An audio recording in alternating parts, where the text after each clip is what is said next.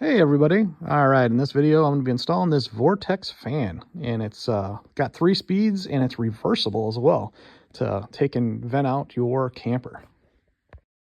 The first step is to remove the original knob. The next step is to remove the 2 screws that hold the old screen in place. Next, your screen should come right out. I broke the trim around mine. You might have to pop out a cover to get to the screws and to remove the screen. Next, line up your spline shaft that had your original knob on it. It should mesh really easy and just slide right on. After that, simply just screw in the 2 screws in the original holes.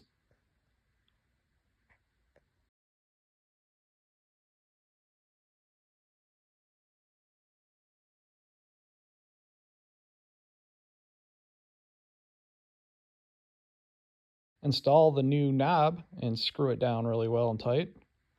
Make sure that your wires are sticking out of the side so you can wire it easy, because you can get it trapped inside where you can't reach it. It's white and black. It's a DC 12-volt fan. So, positive is the white, black is the negative. And all you need to do is tie this into your camper's battery, 12-volt battery, and you've got yourself a brand new fan.